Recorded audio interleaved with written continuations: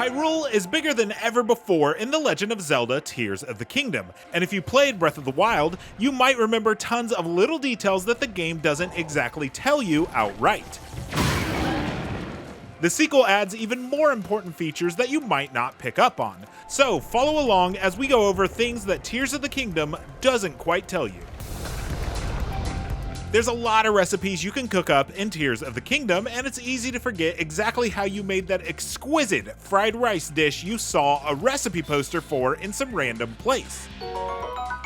Lucky for you, there's a new option to view a meal's recipe when selecting it, as well as any variation you may have made.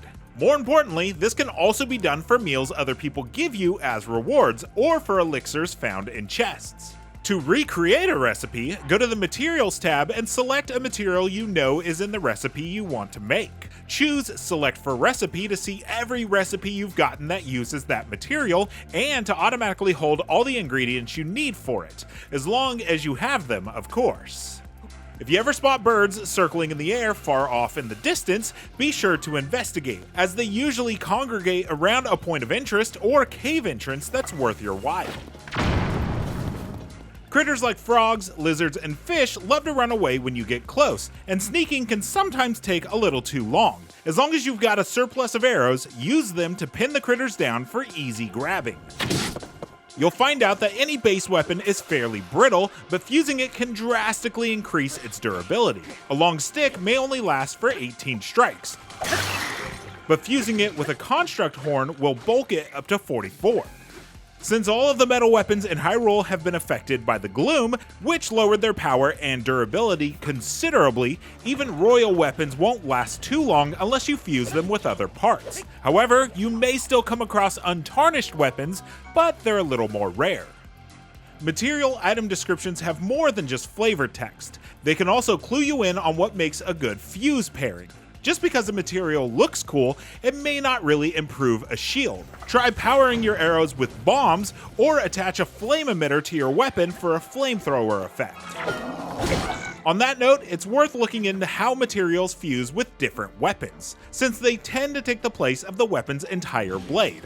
Make sure to have your weapon's reach in mind, and attach shorter horns to spears to compensate. Know your smoke signs. Small puffs in the distance always mean a stable is nearby, while steady, thin streams of smoke denote a point of interest or a small camp. Purple puffs always mean that a fairy fountain is nearby. Even if you know Breath of the Wild's Hyrule like the back of your hand, expect those familiar paths to have changed drastically. Falling ruins, upheavals, and diverted rivers have changed the landscape and may mean you'll need to find alternate routes to your favorite towns. Breath of the Wild featured a large assortment of armor that was only featured in DLC or unlocked by using certain amiibo. This time around, all of those armor pieces can be found as you explore the wide world. Be sure to not stray too far away from any creations you've made while using the Ultra Hand tool.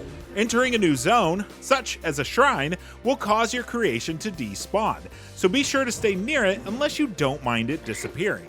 Arrows are more important than ever to stockpile thanks to fusion.